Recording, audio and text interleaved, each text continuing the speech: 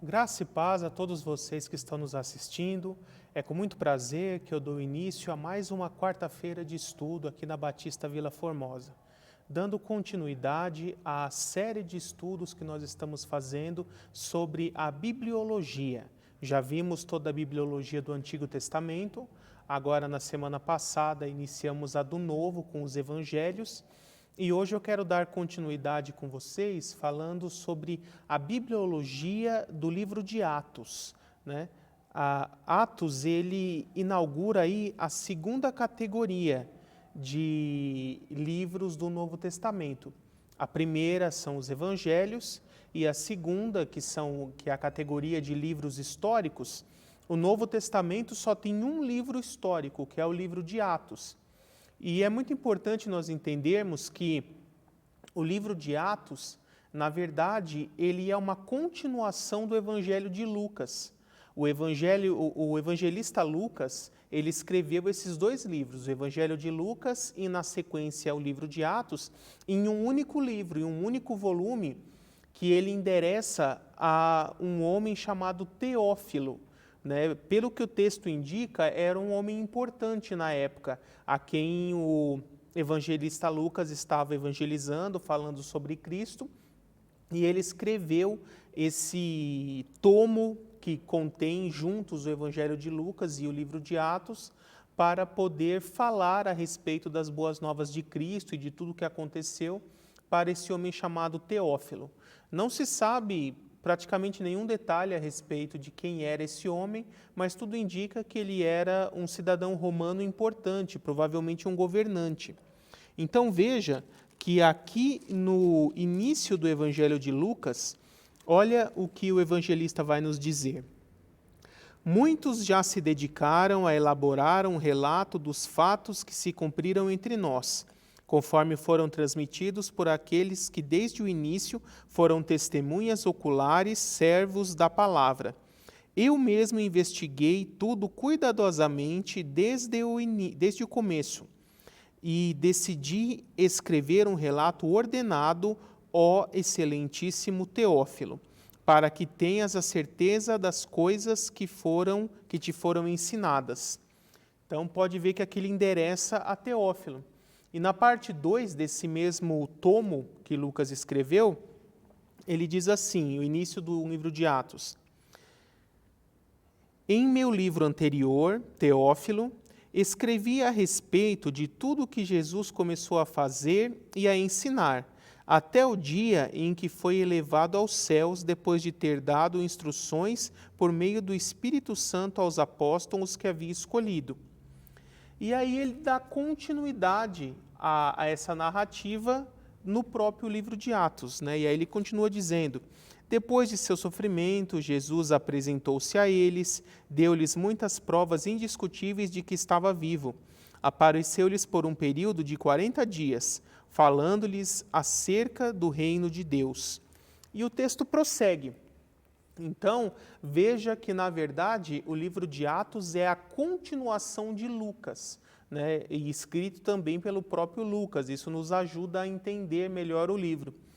E o objetivo do livro de Atos é descrever os principais eventos que ocorreram com a igreja cristã nos primeiros 30 anos da igreja. Ou seja, após a morte, ressurreição e ascensão de Cristo, o que ocorre nos primeiros 30 anos, que vai ali de cerca de 33 depois de Cristo a 63 depois de Cristo. O livro de Atos ele tem 28 capítulos, e eu vou fazer uma descrição breve, né, simplificada, do que cada capítulo do livro de Atos nos mostra. Então, primeiro, no capítulo 1, nós vemos ali a última mensagem de Jesus no Monte das Oliveiras para os seus discípulos, após os 40 dias em que ele ficou junto com os discípulos depois de ter ressuscitado. E ao final dessa mensagem, ou até durante essa mensagem, ele começa a subir, é elevado aos céus e desaparece numa nuvem na vista de todos os que estavam vendo, cerca de 500 pessoas. Paulo depois vai confirmar isso em uma de suas cartas. E então ele aparecem ali 2 anjos e diz que da mesma forma que eles viram Jesus subir, os cristãos vão ver, os discípulos de Jesus vão ver Jesus descer quando ele voltar, né?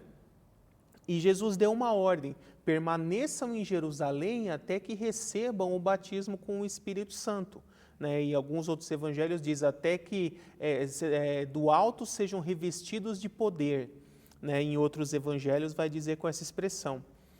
E é o que eles fazem. Eles continuam ali em Jerusalém e cerca de uma semana depois ocorre esse evento, a vinda do poder do Espírito Santo sobre os discípulos, que é narrada ali em Atos 2. Diz assim: chegando o dia de Pentecoste, estavam todos reunidos num só lugar. De repente veio do céu um som como de um vento muito forte, e encheu toda a casa na qual estavam assentados. E viram o que parecia línguas de fogo, que se separaram e pousaram umas sobre as outras. Aqui a gente poderia traduzir também línguas de fogo como labaredas, né? A ideia é essa. Estavam vendo ali algo que parecia como labaredas. Todos ficaram cheios do Espírito Santo e começaram a falar em outras línguas, conforme o Espírito os capacitava. Então ali, aquelas cerca de 120 pessoas que estavam reunidas, orando e adorando a Deus, no dia de Pentecostes receberam esse derramamento do poder do Espírito Santo. E isso foi manifesto por meio deles começarem a falar as grandezas de Deus e do Evangelho de Deus em outros idiomas.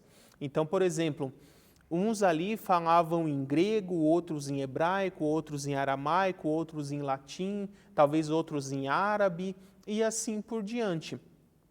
E isso tinha um motivo, né? Na festa de Pentecostes, Jerusalém estava lotada de turistas. Era uma das 2 ocasiões anuais em que todo judeu praticante teria que ir a Jerusalém. Então, tinham pessoas de ascendência judaica, mas nativas de várias regiões do Império Romano, e falando como língua materna várias outras línguas. Então, essa capacitação deu a eles condições de poderem pregar o Evangelho na língua nativa de cada um desses turistas que estavam ali em Jerusalém. E é interessante que na sequência da narrativa, eles saem às ruas e começam a pregar esse evangelho em várias línguas, e as pessoas que não entendiam o que eles estavam falando dizem assim: será que estão bêbados? E aí Pedro começa a sua pregação dizendo: eles não estão bêbados, o que aconteceu com eles é o cumprimento do que fora profetizado pelo profeta Joel, de que o Espírito Santo seria derramado, como diz ali Joel 2, 28 a 30. E então Pedro começa a fazer uma grande pregação, e nessa pregação ele vai expondo que Jesus é o Messias, que foi morto, que ressuscitou, até que uma grande quantidade de homens, 3.000 homens se convertem com essa primeira pregação de Pedro. Depois, no capítulo 3, nós temos ali a cura de um aleijado. Pedro ali está passando em Jerusalém, uma das ruas de Jerusalém, vê um aleijado ali que estava há muitos anos como um mendigo pedindo esmola, né? E aí ele diz para aquele mendigo: eu não tenho nem ouro nem prata, mas o que eu tenho eu te dou, levanta e anda. E imediatamente aquele homem é curado.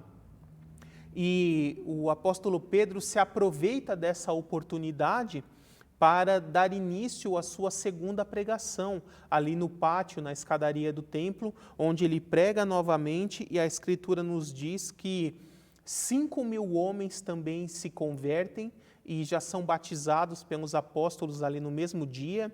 Né? Muitas pessoas têm curiosidade, onde batizaram tanta gente, né? Ao redor, ou encostando na beira do muro que separava o pátio do templo do restante de Jerusalém, existiam vários tanques batismais, e era ali que eles foram batizados pelos apóstolos e pelos discípulos. Por conta disso, Pedro é convocado a aparecer perante o Sinédrio, né, que são as lideranças judaicas ali daquela época. e ele é interrogado e ordenado a não pregar mais sobre o Evangelho de Jesus, mas é lógico que ele não faz isso. E existe aqui em Atos 4 dois trechos que eu considero muito importantes. Atos 4:12 diz assim: não há salvação em nenhum outro, pois debaixo do céu não há nenhum outro nome dado aos homens pelo qual devamos ser salvos. E mais à frente, verso 19, quando ele recebe essa ordem dos fariseus de não falar mais de Jesus, ele diz assim: mas Pedro e João responderam: julguem os senhores mesmo, se é justo aos olhos de Deus obedecer aos senhores e não a Deus. Então, aqui, a partir daqui, nós podemos extrair esse valor bíblico, né? Mais vale obedecer a Deus do que aos homens. Todo homem, mesmo sendo uma autoridade constituída, se ele ordena que alguém faça algo contra a vontade de Deus e seus mandamentos, nós não devemos fazer, porque a vontade de Deus sempre vem em primeiro lugar. Depois, no capítulo 5, temos aquele episódio muito conhecido de Ananias e Safira, né, que venderam uma propriedade, guardaram parte do dinheiro para eles e, quando chegaram perante os apóstolos, entregaram só uma parte desse valor, dizendo que era o valor total. E por terem mentido a Deus, mentido ao Espírito Santo, eles receberam essa pena capital. O próprio Espírito Santo os fulminou naquele mesmo instante. Tanto Ananias quanto Safira morreram por essa tentativa de mentir a Deus, mentir ao Espírito Santo. Depois, em Atos 6, nós temos uma outra passagem interessante. A igreja primitiva, ali em seu início, estava tendo um problema relativamente sério. As viúvas de fala grega, ou seja, de origem gentia, estavam sendo negligenciadas na divisão, ali na partilha dos recursos, sejam materiais, dinheiro ou até próprio alimentos, em relação às viúvas de fala hebraica, que eram consideradas as nativas, as judias. E para resolver esse problema, os apóstolos, lá em Atos 6, verso 3, diz assim: irmãos, escolham entre vocês 7 homens de bom testemunho, cheios do Espírito Santo e de sabedoria. Passaremos a eles essa tarefa e nos dedicaremos à oração e ao ministério da palavra. Né? Então, aqui é o início do ofício diaconal. Os apóstolos, então, estavam atuando como pastores das igrejas, nesse início da igreja. E para não se desviar da tarefa de pregar e ensinar a palavra, eles resolveram separar homens cheios do Espírito Santo, conhecedores da palavra, de bom testemunho, para poder passar a eles essa tarefa de cuidar das obras sociais da igreja. E foram escolhidos 7 homens, entre eles um que depois se tornou bem conhecido, né? Então, eles estavam aqui, ó, além de Felipe, Procópio, Nicanor, Timon, Pármenas e Nicolau. Né? E antes desse, também é mencionado Estevão. Né? Felipe depois vai aparecer em outros textos e Estevão também, né?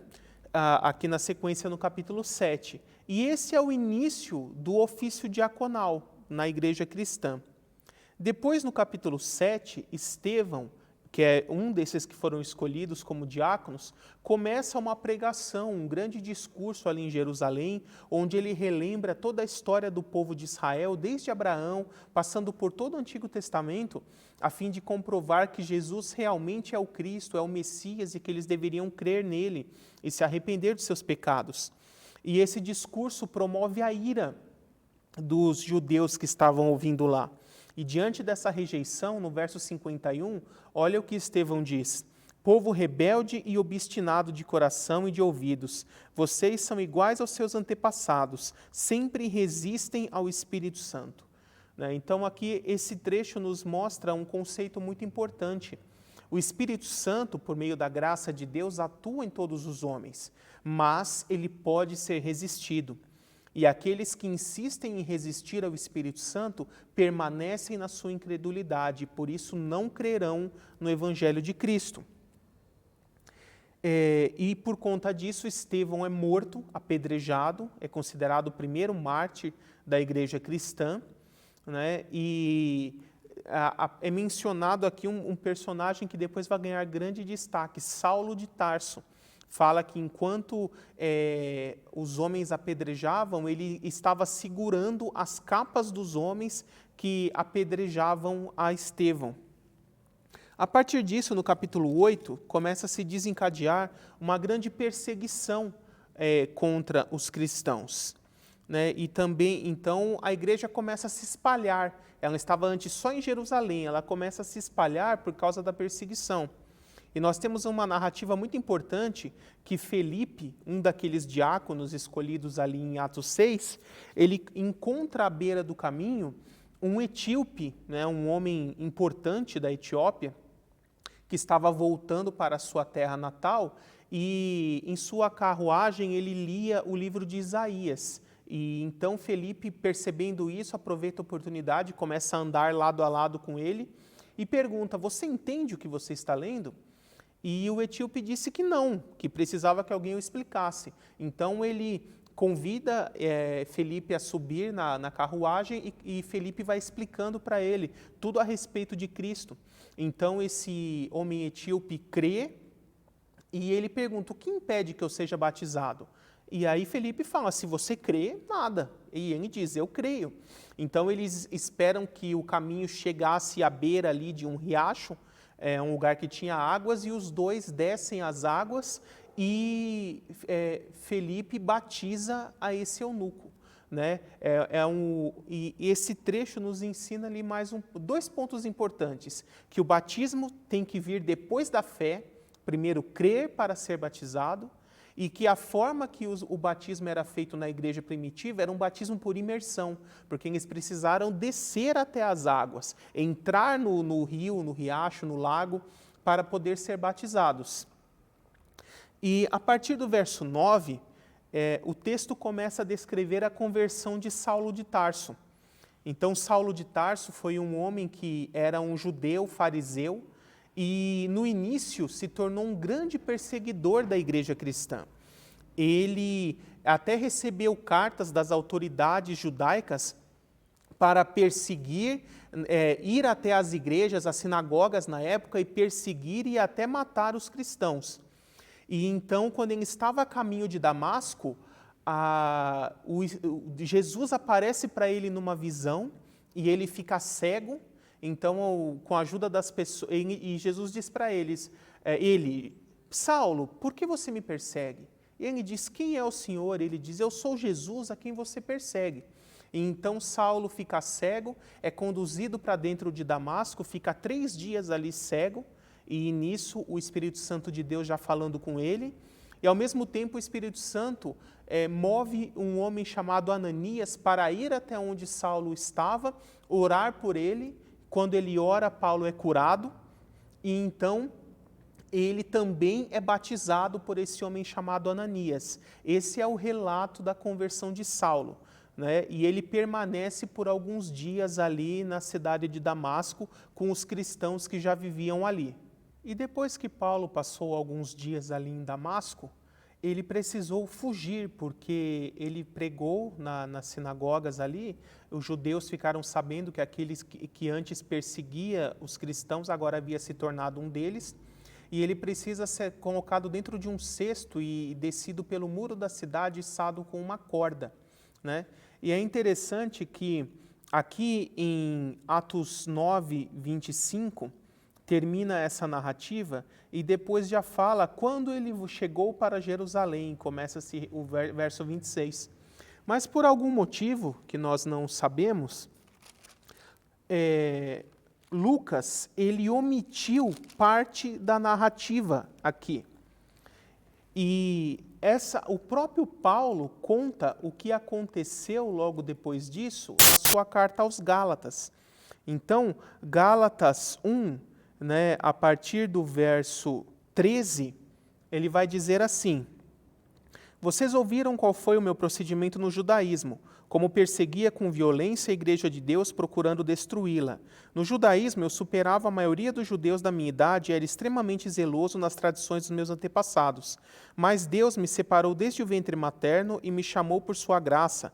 Quando lhe agradou se revelar a mim, revelar a mim o seu filho, para que eu anunciasse entre os gentios. Agora olha o que ele vai dizer. Não consultei pessoa alguma, tampouco subi a Jerusalém para ver os que já eram apóstolos antes de mim. Mas de imediato parti para a Arábia e voltei outra vez a Damasco. Depois de 3 anos subi a Jerusalém para conhecer Pedro pessoalmente e estive com ele por 15 dias. Não vi nenhum outro apóstolo a não ser Tiago, o irmão do Senhor. Quanto ao que lhes escrevo, afirmo diante de Deus que não minto. A seguir, fui para as regiões da Síria e Sicília. Eu não era pessoalmente conhecido pelas igrejas da Judéia, que estão em Cristo. Apenas ouviam dizer, aquele que antes nos perseguia, agora está anunciando a fé que outrora procurava destruir, e glorificavam a Deus por minha causa. Então aqui nós temos na carta aos Gálatas um trecho que complementa essa narrativa de Atos. Ele vai dizer que quando Paulo fugiu de Damasco, ele não foi para Jerusalém, ele foi para a Arábia, e ali ficou 3 anos. E depois outro trecho da Escritura vai dizer que ele recebeu o Evangelho e as instruções do próprio Jesus Cristo por revelação. Então, durante esses 3 anos em que ele ficou na Arábia, Jesus apareceu várias vezes para ele e o ensinou todo o Evangelho por meio dessa revelação. E depois disso, como diz aqui o texto que eu acabei de ler, ele voltou para Damasco e aí sim foi para Jerusalém. E aí nós temos a narrativa aqui do verso 26 para frente, né, onde Paulo desce a Jerusalém, tenta se encontrar com os apóstolos, mas eles estavam com medo de que fosse algum tipo de armadilha por aí, quem não havia se convertido de verdade, e por isso só o Tiago, irmão do Senhor, que era o líder da igreja de Jerusalém naquela época, que o recebeu e entrou em contato com ele, e eles puderam conversar, né? E aí, a partir do capítulo 10, o texto entra em outra narrativa, fala a respeito de Cornélio e a visão de Pedro. Havia um centurião, o centurião era um líder romano que cuidava de um batalhão, cerca de 100 homens, e ele havia esse centurião chamado Cornélio, que era um homem piedoso, bondoso, para com os judeus também, e ele cria em Deus, ele e sua família oravam, se dedicavam a Deus. E então, ele, quando orou, Deus enviou um anjo para dizer que viria um homem falar com ele. E nesse mesmo momento, Pedro estava aguardando ali no telhado de uma casa, né, numa espécie de sacada que tinha ali em cima da casa, aguardando enquanto preparavam a refeição, o almoço. Eles já tinham viajado a manhã toda, ele estava cansado, com fome, e enquanto aguardava, ele teve uma visão. Ele viu descendo uma espécie de lençol do céu com carnes de vários animais. E ele ouviu a voz, se levante e coma, né, mate e coma. E então ele disse, eu nunca comi nada impuro, Senhor, e não vou fazer isso. E por 3 vezes essa visão, a pessoa que falava com ele insistiu, né, Deus insistiu com ele que ele deveria comer. E aí, nessa mesma hora, chega um mensageiro de Cornélio pedindo que fosse até a casa dele. Então ele entendeu que era a hora de começar a se misturar com os gentios, que o evangelho de Cristo tinha que começar a ser pregado aos gentios também. Porque aí já havia cerca de 10 anos que a igreja de Cristo estava ali em Jerusalém e eles estavam pregando só para judeus, eles não pregavam para gentios. Então, por meio dessa visão, Deus explicou para Pedro, vocês precisam começar a se misturar com os gentios, comer o que eles comem, estar junto com eles para poder pregar o evangelho para eles também. E ele foi à casa de Cornélio, pregou o evangelho para ele e sua família, e todos eles creram e receberam o Espírito Santo. E depois ele voltou e contou para a igreja de que agora o Espírito Santo deu provas que também aceitava os gentios pela fé, e não só os judeus. E então, no capítulo 12, né, o capítulo 11 é o momento que ele explica isso, e tem início a igreja em Antioquia. Então, Pedro sai de Jerusalém, vai para Antioquia, e ali se torna líder da igreja que foi fundada ali na cidade de Antioquia, próxima ali à parte norte da Judéia. No capítulo 12, nós temos uma visão bastante interessante também de que Pedro acaba sendo preso e Deus envia um anjo para libertá-lo da prisão e levá-lo de volta para a igreja. E enquanto isso, os cristãos ali estavam orando e jejuando, intercedendo por Pedro. E o anjo tira ele da prisão, leva ele e deixa ele na porta ali do local onde o pessoal estava reunido. E quando eles abrem a porta e veem que é Pedro, eles quase que não conseguem acreditar. Essa foi uma passagem muito interessante. E depois disso, Pilatos acaba morrendo, né? Na verdade, como uma punição pelo próprio Deus. Aí parece que depois disso os judeus desistiram de tentar prender a Pedro, porque eles viram que Herodes prendeu a Pedro e depois morreu, então acho que eles pensaram assim, é melhor a gente deixar quieto, deixa esse homem aí, que vai ter problema para a gente. A partir do capítulo 13, a narrativa, ela muda Antes, podemos dizer que o personagem principal era Pedro. A partir do capítulo 13, ele se torna Paulo. O livro de Atos começa a focar muito mais na vida de Paulo. Então, no início do capítulo 13, a igreja estava ali reunida em Antioquia e o texto diz assim: na igreja de Antioquia havia profetas e mestres, Barnabé, Simeão, chamado Níger, Lúcio de Cirene, Manaém, que fora criado com Herodes o tetrarca, e Paulo. Enquanto adoravam o Senhor e jejuavam, disse o Espírito Santo: separem-me Barnabé e Saulo para a obra que eu os tenho chamado. Então, naquele momento, Saulo, também chamado Paulo, e Barnabé receberam a missão da parte de Deus, pelo próprio Espírito Santo, de se tornar missionários e sair evangelizando por várias cidades. E nessa primeira viagem missionária com Barnabé, eles visitam Chipre, Antioquia da Psídia, Icônio, Listra, Derbe, e voltam para Antioquia da Síria, que era outra cidade também chamada de Antioquia. Essa é a primeira viagem missionária de Paulo, né? Então, nós temos várias coisas interessantes acontecendo nessas viagens, mas eu não tenho tempo de poder descrever tudo isso para vocês. Até que algo acontece quando eles voltam para Antioquia, que é narrado lá em Gálatas 2 por Paulo, que ele se encontra com Pedro e outros discípulos ali em Antioquia, e Pedro, enquanto não havia judeus ali na reunião, ele estava sentado com os gentios, comendo, conversando com eles. Mas quando os judeus chegam, ele levanta, vai para a mesa dos judeus e começa a ignorar os gentios. E Paulo fica muito bravo com isso, se levanta e repreende a Pedro, dizendo que Deus aceitava igualmente os gentios pela fé e que a salvação era só pela fé e não por obras da lei. Então Pedro diz que eles deveriam descer a Jerusalém, ou ir até Jerusalém, para se reunirem com todos os apóstolos e decidirem essa questão. E isso ocorre no capítulo 15. O capítulo 15 descreve o primeiro concílio da igreja cristã, o concílio de Atos 15. É o concílio de Jerusalém, onde os apóstolos se reúnem para decidir se os gentios que se entregam a Cristo, eles devem seguir a lei de Moisés, igual os judeus já seguiam ou não. E após essa reunião, os apóstolos decidem que não devem seguir. Eles colocam apenas 4 coisas que os gentios devem observar. E ele diz assim, pareceu bem, versos 28 e 29, pareceu bem ao Espírito Santo e a nós não impor a vocês nada além das seguintes exigências necessárias, que se abstenham de comida sacrificada aos ídolos, do sangue, da carne de animais estrangulados e de imoralidade sexual. Então, eles colocam apenas essas regras para que os gentios possam observar de toda a lei de Moisés. Depois disso, ocorre um desentendimento entre Paulo e Barnabé, porque João Marcos, o mesmo Marcos que escreveu o Evangelho, estava com eles nessa primeira viagem missionária, mas teve um momento que ele não aguentou o sofrimento e acabou indo embora.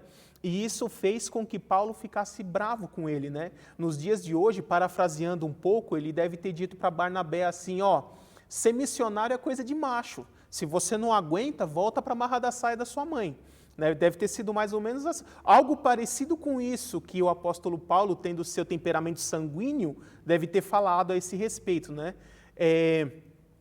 Então, isso levou ali um desentendimento entre Paulo e Barnabé. Barnabé queria voltar para as cidades que já tinham sido estabelecidas igrejas, e Paulo queria ir para lugares novos. Então, Barnabé e Marcos foram para um lado, e Paulo, com Silas, foi para outro caminho. E aí começa a segunda viagem missionária de Paulo, em que ele vai primeiro ali para Listra, né? No capítulo 16, ele diz assim, chegando em Derbe e depois em Listra, onde vivia um discípulo chamado Timóteo. Sua mãe era judia convertida e seu pai era grego. Então ali ele encontra Timóteo, e Timóteo também se associa a Paulo e participa dessa viagem missionária. O mesmo Timóteo que se torna um discípulo de Paulo, depois se torna um pastor, e vai ser endereçada a ele as cartas de 1ª e 2ª Timóteo, que Paulo escreve mais lá na frente. E nessa segunda viagem missionária, com Silas e Timóteo, eles vão para Troade, Filipos, Tessalônica, Bereia, Atenas e Corinto. Né? Acontecem várias coisas importantes que vocês poderão ler nesses capítulos da segunda viagem missionária de Paulo. Até que depois de ter ficado um tempo em Corinto, a partir do verso 19, começa a terceira viagem missionária de Paulo, né? Aonde ele vai para a Galácia, Frígia, Éfeso, Macedônia, Grécia e Troade, nos capítulos 19 e 20 de Atos. Então ele decide retornar para Jerusalém. E o caminho de retorno começa ali no capítulo 21. Mas quando ele chega em Jerusalém, ele é preso pelas autoridades judaicas que já esperavam por ele. E vendo que eles iriam de alguma forma tramar para que ele acabasse sendo morto, ele apela ao seu status de cidadão romano. Um cidadão romano, ele tinha o direito de poder clamar para ser julgado pelo próprio César. E ele usa esse direito de cidadão romano. Então, nos capítulos seguintes, 23 em diante, é narrado o caminho dele em direção a Roma, onde ele tem que fazer todo esse caminho de viagem para poder ser julgado pelo próprio César. E ali ele tem a oportunidade de poder ser ouvido e poder pregar o evangelho para vários governantes. Então, ele fala com Félix, depois ele fala com Festo, depois ele também é ouvido por Agripa, antes de poder ser mandado para Roma. E é interessante que quando ele fala com Agripa, lá em Atos 26, 19, ele explica todo o processo de conversão que ele teve, e ele diz assim depois: assim, rei Agripa, não fui desobediente à visão celestial, aquela visão de Jesus que ele teve lá ao caminho de Damasco. Alguns tentam dizer de que Paulo foi convertido incondicionalmente, né? Que Deus converteu ele na marra, que ele não teve escolha. E aqui ele mesmo nega isso, ele diz que ele decidiu não ser desobediente a essa visão celestial que ele recebeu de Jesus, que ele quis crer, entregar sua vida a Cristo e se tornar um missionário, um pregador da palavra. Não existe esse negócio de eleição incondicional. A graça de Deus sempre pode ser resistida pelo homem. É assim que Deus trabalha. Então, no capítulo 27 em diante, ele começa a sua viagem final para Roma. Ocorrem vários problemas, o navio deles naufragam, eles têm que ir nadando para chegar até a costa, até que ele chega em Roma no capítulo 28. E ali, então, o evangelho de Atos se encerra com a seguinte informação. Depois que Paulo chega em Roma, por 2 anos inteiros, Paulo permaneceu na casa que havia alugado e recebia a todos os que iam vê-lo. Pregava o reino de Deus e ensinava a respeito do Senhor Jesus Cristo abertamente, sem impedimento algum. Então, por 2 anos, Paulo permaneceu ali em prisão domiciliar em Roma, aproveitando para poder pregar o evangelho aos romanos. E aqui se encerra o livro de Atos. As coisas que ocorreram depois ainda na vida de Paulo, o evangelista Lucas preferiu não colocar no livro de Atos, preferiu encerrar ele por aqui, né? E assim termina esse livro. É lógico que depois nós sabemos que Paulo foi solto, ficou algum tempo solto, depois foi preso outra vez, e nessa segunda prisão ele foi condenado e morto, né, martirizado ali, sendo decapitado em Roma, por volta do ano 64 depois de Cristo, na época do reinado de Nero. Tá? Então, esse foi um breve estudo do livro de Atos. Vou fazer uma breve oração para que nós possamos encerrar e poder depois dar continuidade na semana seguinte. Senhor Deus, muito obrigado por mais uma oportunidade de poder ensinar a Tua palavra aos Teus servos, Senhor. Espírito Santo de Deus, peço para que consolide nas mentes e corações de cada um dos que estão assistindo e ainda hão de assistir esse estudo, Senhor, para que a Tua palavra possa ser viva e eficaz na vida de cada um deles. Essa é a oração que eu faço, já agradecendo, em nome de Jesus. Amém. Muito obrigado pela sua presença, pela sua participação. Espero que você tenha gostado. Que Deus abençoe a todos e até o nosso próximo estudo.